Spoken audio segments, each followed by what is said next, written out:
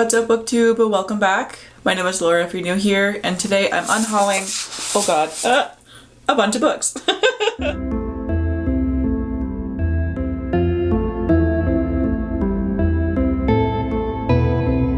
Okay, first of all, I finally bothered to go and buy new batteries for my lights on my bookshelf, so those are once again lit up after like literally months of me forgetting to go and buy batteries. Finally got them.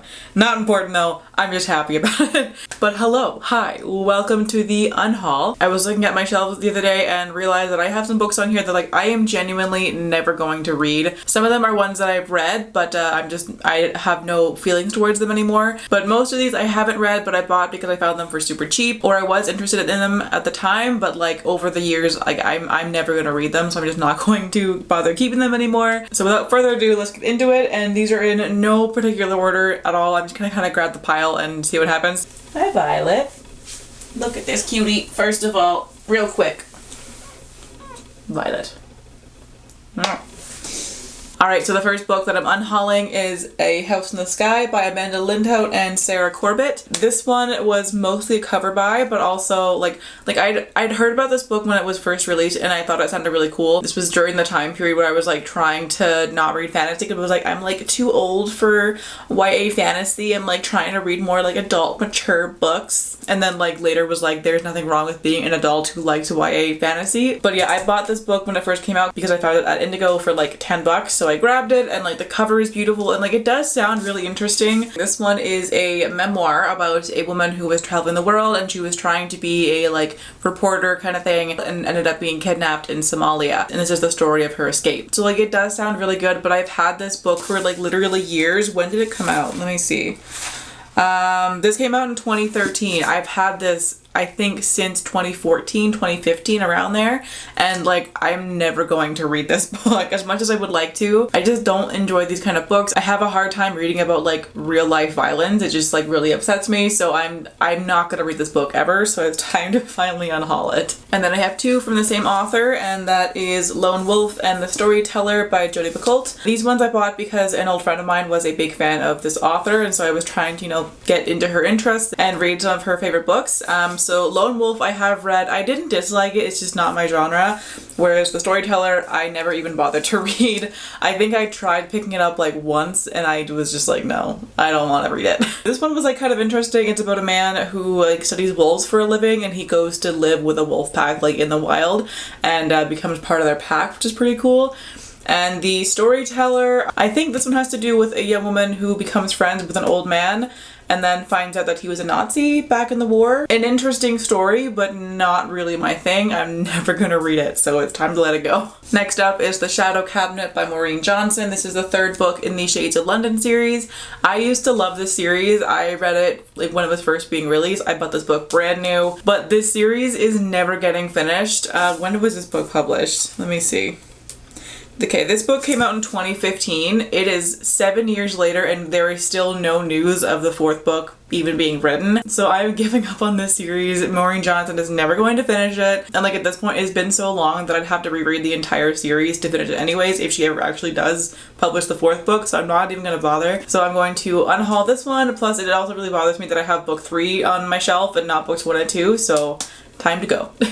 And then we've got Nimona by Noelle Stevenson. This one is a graphic novel, which I read, I think last year, and like, I didn't dislike it, it just wasn't really for me. I love the art style and like the concept of it, and there were some good elements in here that I enjoyed, like the found family element to it, that was great. The like queer normative world, loved that. But I hated the humor in this. It's just the kind of like stupid like toilet humor that I'm really not a fan of. It was just a little bit too absurd for me. I would have liked a little bit more seriousness to it. Like I liked that it was a humorous graphic novel. It was meant to be a comedy, but it was just not my kind of humor, so there's no point in me keeping this one. Next up is Sky in the Deep by Adrienne. This book I have read and I loved it. I think I gave it 5 stars, but I actually have 2 copies of this book. I have this one, which is the one that I purchased, and then my roommate unhauled the Owl Crate version of it and gave it to me. So I'm going to keep the signed Owl Crate version and get rid of my old one because I don't need 2 copies of it. But this one is a like Norse Viking fantasy and it was just so much fun. I loved this book when it first came out. I still haven't read read the like spin-off sequel to it, but like I'll get to that eventually. Next up, we've got Unbroken by Laura Hillenbrand. This one I only bought because of the movie. Okay, this is like a whole story time here. One of my favorite musicians, his name is Miyabi. He's a Japanese like pop rock kind of musician, and he's also an actor, and he played the villain character in the movie adaptation of this book, and I think it was his first American role. It was his breakthrough into Hollywood, and he was really excited about it, so I went and saw it in theaters, and it was like the first time that I ever went into the movie theater by myself, and I was really happy that I was like overcoming my anxiety and like going to do things alone and just enjoying myself, which like I'm sure isn't a big deal to most people, but I was very happy with myself. But after I watched the movie, I loved it. I thought it was such a good movie, so I wanted to read the book as well. So I found this at a used bookstore for like really cheap, so I picked it up, and it has sat on my shelf ever since, and I have never even considered picking it up. Like literally this book has not been on a single TBR. I haven't reached for it one time, and I know that I'm never going to read it, so goodbye to this one as well. The Smell of Other People's Houses by Bonnie-Sie Hitchcock is also leaving my shelves. This one I got on Book Outlet for like $2. That's the only reason that I grabbed it. I liked the cover. I knew nothing about it, but it was really cheap, and I think I was trying to get free shipping, so I just got this one. And again, I've had this book for like I think two years now or so, and I've never once reached for it, and I probably never will. Like it's super short, so I could just like read this in an afternoon, but I'm not gonna do that, so goodbye.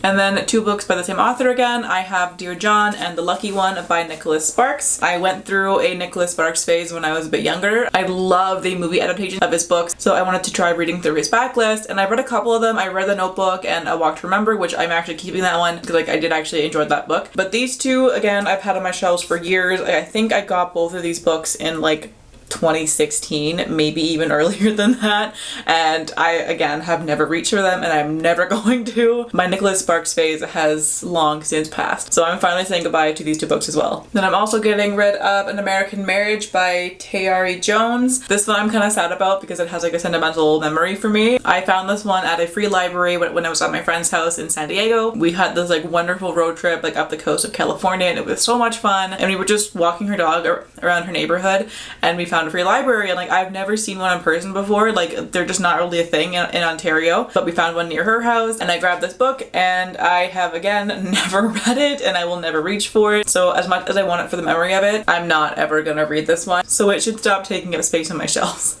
And then the last book for this unhaul is Darkness Falling by Ian Douglas. This is book 2 of the Andromedan Dark series. This one I was sent by accident. This came in a Book Outlet order, the same one as where I got the other book. They sent me this book instead of one that I actually ordered. And so when I emailed being like, hey, I got the wrong book, they were like, okay, we'll send you the right one, and then you can just keep that one too if you want to. So I've had it for like 2 years, and I was like, I'll read book 1 eventually, and then I can read this one. I'm not gonna do that. Like just straight up, it's not gonna happen, so I might as well just get rid of it and have it stop taking up space on my shelves. I did actually try reading book 1 like right after I got this one. I think I got like 5% of the way through it, and I was like, I'm gonna put it down for now, but I'll totally come back to it. No, I'm not going to do that. Alright, so I'm not going to pick up that stack again because it was very heavy, but here are the books that I'm getting rid of. I'm unhauling 12 books this round, and hopefully I won't have to do another unhaul for quite a long time. I think I said that last time, and here we are again. So to be fair, most of these books I got for super cheap, or I've had them for so long that like I'm not that mad about getting rid of them anymore. But yeah, it just feels good to like clean up a little bit and clear some space on my shelves and make room for more things to come, because I want my shelves to like reflect my actual reading taste and not just like constantly see things that I once had interest in but I no longer care about, you know? Like I want my shelves to be like an accurate representation of like me as a reader. I want you to like walk in my room and look at my shelves and like know exactly my taste just from what's behind me on the shelves. So goodbye to those books, they will not be that missed. And now I can go and buy some more books. But anyways, that'll do it for today's video. So thank you all so much for watching. I hope you're having a fantastic day wherever you are in the world, and I will catch you in the next one. Bye!